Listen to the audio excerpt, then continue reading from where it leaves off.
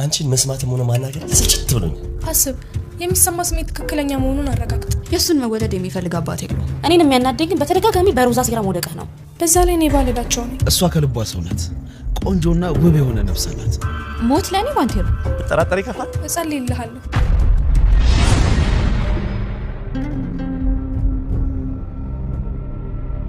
አላቅም ሲገላበጥ ይሁን አላቅም ይመስለኛል አባቱ እንዲያውቀው ፈልጎ ነው ልጄ። አይደናንሽ እንደና ነኝ አይገርም። ልጄ ልክ እንደ እናቱ ፈጣን ነው።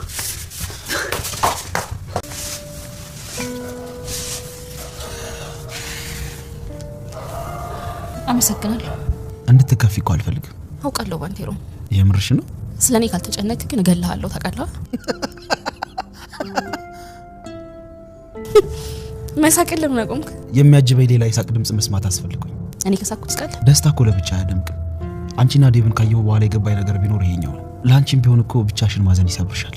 አንተ ዞር ብሎ ማየት አይቻልም። እኔ ለማየት እኮ ነው ባራ ቆርጠሽ ነበር። አብጄ ነበር ማረጎን ነገር አላውቅም።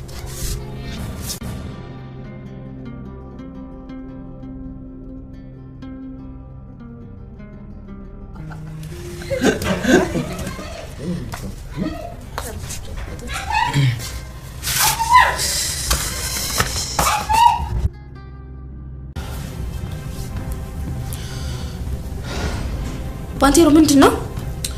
ሔዋን አፍቅሬሻለሁ። ባንቴሮ የሔዋንን ፍቅር ለመግለጽ ሲጨነቅ ሲጠበብ ከቆየ በኋላ ፎቶዋንም እያየ አቤት ውበት ከትህትናና ከስነ ምግባር ጋር ሁሉን አሟልቶ የፈጠረች ልዩ ሴት ነሽ እያለ ብቻውን ሲያደንቅ ከቆየ በኋላ ለሔዋን አፍቅሬሻለሁ በማለት በግልጽ ነገራት። ሔዋንም ያልጠበቀችው ነገር ነበርና በድንጋጤ በእጇ ያዘችውን ቦርሳ ለቀቀችው። ሮዛም እነሱን ለማቀራረብ እየሞከረች ነው። ዴቭን እንዴት የተወላት ያክል ነው እንጂ ወይም ደግሞ ለባንቴሮ ወይም ለሔዋን አስብ አይደለም። ባንቴሮ ከልቡ አፍቅሯታል። ልቡ ተፈት ብሏል።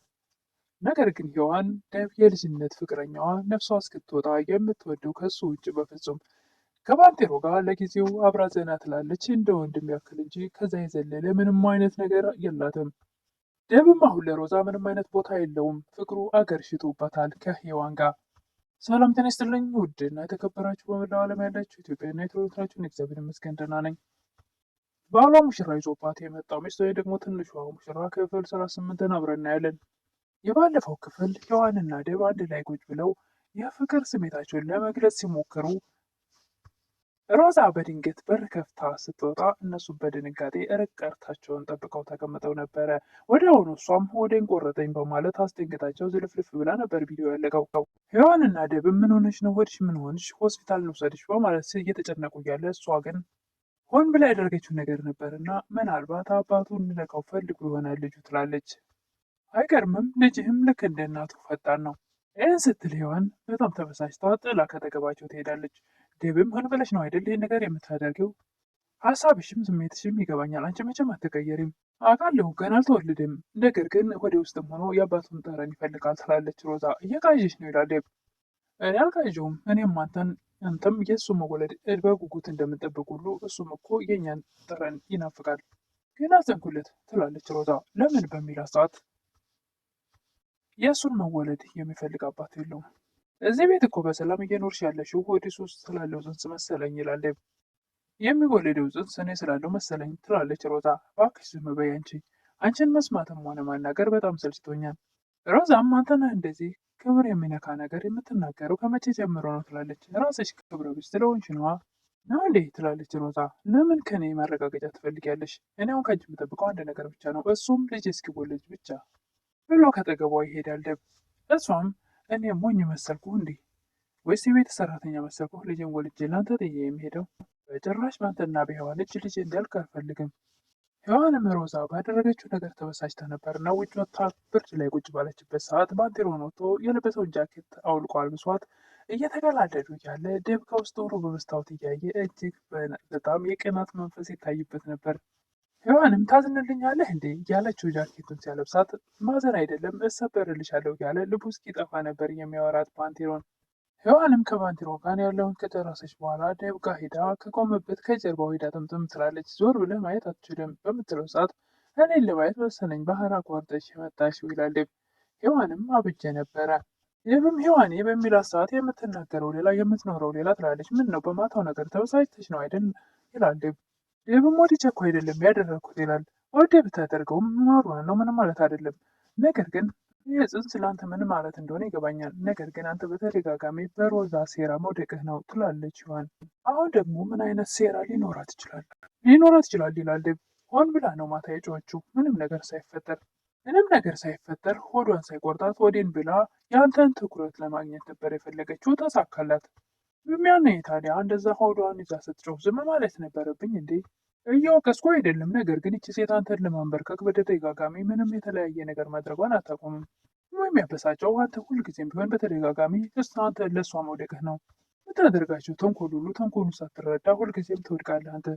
አንተ የዋህና ልበቀና መሆንህን ስለምታውቅ በዚህ ልትጠቀምበት ትፈልጋለች። ቆይ አሁኑን ማንነቴን እንዴት አለው ነው የምትፈልገው ይላል ዴቭ። እንዴት ጠላው ሳይሆን ራስህን አክብር፣ ተከብረህ ኑር ነው ምልክ። በዓለም ላይ ብዙ ክፉዎች አሉ፣ ነገር ግን ስትላቸው የሚረዱ አንዳንዶች ደግሞ የጎዱህን ያክል ስለመልሰህ ስትጎዳቸው ነው የሚገባቸውና የሚማሩት። ባንቴሮን በግሉ ሔዋንን እያየ ፎቶዋን እንዴት አድርገሽ ምን ላይ ተቀምጠሽ ነው እንደዚህ የሌለ ፍቅር ውስጥ ገብቶ ምን ላይ ተቀምጠሽ ነው ቅስፍ አድርገሽ ያሽኝ እያለ ብቻውን ማውራት ጀምሯል። ከዚህ በፊትም ሆነ ከዚህ በኋላ እንደ አይነት ስሜት ተሰምቶኝ አያውቅም፣ ሊሰማኝም አይችልም እያለ ብቻውን ማውራት ጀምሯል። መልክሽ ብቻ ሳይሆን ልብሽም ውብ ነው እያለ ባንቴሮ ብቻውን እያወራ ሮዛ ትመጣለች። ቆንጆ ናት አይደል ትላለች። እውነት ለመናገር አይነ ስውር ካልሆንክ በስተቀር የጓደኛ የቁንጅና የሚከዳ አይደለም። ግን አንተ ለመጀመሪያ ጊዜ እኔንም ስታገኘኝ እንደዚህ አይነት ስሜት ነበር የተሰማህ ትለዋለች ሮዛ ባንቴሮን። ስለምን ስሜት ነው የምታወሪው ይላል ባንቴሮን። እባክህ ወዳታል ገብቶኛል። ዛሬና ትናንት እኮ አንድ አይደለም ይላል ባንቴሮ። ምን ማለት ነው ትላለች ሮዛ። ጸባያችንም እየተቀየረ ስጋችንም እየተሸበሸበ ይሄዳል። የተቀየረው ምንድን ነው ትላለች ሮዛ። ሁለቱም ተቀይሯል፣ ፊቴም ጸባይም። ዴቭ ለሉሊት ጭንቅላትሽ በጣም ፈጣንና የሚገርም ነው። ትሽን ጨርሰሽ የእኛን የምርምር ስራ እንድትሰሪ ነው የምፈልገው በሚል ሀሳብ አመሰግናለሁ፣ ነገር ግን በጣም ረጅም ጊዜ ነው ትላለች ሉሊት። ሉሊትዬ እኔ አንቺ ሙሉ ሴት እንድትሆኝ ነው የምፈልገው። ትምህርትሽን ደግሞ መማርና መጨረስ ግድ ነው። ይሄ እኮ ጅማሬ ነው። ገና ትማሪያለሽ፣ እኛንም ታስገርሚናለሽ። እሷ ፍዝዝ በምትልበት ሰዓት ምንድን ነው የሆንሽው ነገር አለ ይላል ዴቭ። ምን ላድርግ ወንድሜ፣ ተስፋ ብቻ ሆንኩኝ። ስለነማዘር እያሰብሽ ነው አይደል ይላል ዴቭ። አዎ ወንድሜ፣ መቼ ይሆን የምደርስላቸው? ዴቭም የሉሊትን ጭንቀት ለማስወገድ እናት አባትሽን ነገርሻቸው ወይ እዚህ እንዲመጡ በሚላት ሰዓት አባቴ እኮ ተወልጄ ያደግኩት ቦታ ነው፣ መሞት መቀበርም የምፈልገው የትም አልሄድም ብለዋል ትላለች። እነሱ የሚፈልጉት እኔን ትምህርቴን ጨርሼ ማየት ነው የሚፈልጉት። ደግሞ እኔ ያ ቀን ደርሶ ሳይቀርመኝ እንዲቀድማቸውና እንድደረስኩላችሁ ላም ብዬ እንዳስደስታቸው ነው የምፈልገው ትላለች ሉሊት። ሞት ሳይቀርመኝ እናት አባቴን ደርሼላቸው ተደስተው ማየት ነው የምፈልገው። ሮዛ ሔዋንን ታስታውሻለች? ግቢ እያለን እያንዳንዱ ሁሉም ወንዶች አንቺን እጅ ይዘው መታየት ይፈልጉ ነበር። ታዲያ ዛሬ ያ ሁሉ አልፎ እንዴት ያቺ ሴት ብቻዋን እስከ ዛሬ? እሱ የራስሽ ግምት ነው ትላለች ሔዋን። እስቲ አሁን ማን ይሞት አንቺ የኔ ህይወት ሊያስጨንቅሽ ይገባል። ሔዋንም አላስፈላጊ ጥያቄ ነው ያነሳሽው ትላለች። ታውቂያለሽ ወደ ልብሽ ወደ ትክክለኛው የልብሽ ንጉሥ አርፍደሽ የመጣሽ ነው የሚመስለው። ሮዛ ሔዋንና ዴቭን በቅርብ ርቀት እያንዳንዱን የሚነጋገሩትና የሚንቀሳቀሱትን እያየች ስለሆነ እሷን ለመንካት የተናገረችው ቃላት ይመስላል። ባንቴሮ ሉሊትን አጠገብሽ መቀመጥ ስላለው ይላታል። ሉሊትም እያስፈቀድከኝ አይደለም አይደለ? ምን ማለት ነው? ከራስ ጋር ነህ? ሉሊትም የሆነ ነገር ልትነግረኝ ይፈልጋል አይደል ትላለች። ምን እያለ አንደበቱ ሲተሳሰርባት ምን ነክቶህ ነው? ምን ሆነ ነው ትላለች ሉሊት። ከዚህ ልግባው በሚላት ሰዓት ሉሊትም እንደ እባክህ ንገረኝ ትለዋለች። እባክሽ የሚያሰቃይና ደስ የሚልም ስሜት እየተሰማኝ ነው በሚላት ሰዓት እኔ ሰው በአንድ ጊዜ እንዲህ አይነት የተዘበራረቀ ስሜት ሊሰማው ይችላል ትላለች ሉሊት። ባንቴሮም አፉ እየተሳሰረ በግድ ሳይወድ በግዱ ሔዋንን አፍቅሬያታለሁ ይላታል። እውነትህን ነው ትላለች። አዎ እውነቴን ነው። ሮዛ እናቷ ጋር ደውላ ለዛች የማትረባ ቤተሰቦች ሲል አንቺን ከቤት ሊያስወጣች ነው። ሮዛ እናት ምን ፈጣሪ ምን አድርጌ ነው ደግሞ በስተርጅና ጎዳና ልትለኝ ነው የመላላጣም ትላለች ሮዛ። ድሮውንም አንቺን ሰምቼ ባይሆን ኑሮ የእነዚህ የሁለት ሴቶች መፈንጫ አልሆነም ነበር። ሉሊትም ለባንቴሮ የሚሰማ ስሜት ትክክለኛ ከሆነ ከዛ በኋላ ለእሷ ነገራት በግልጽ።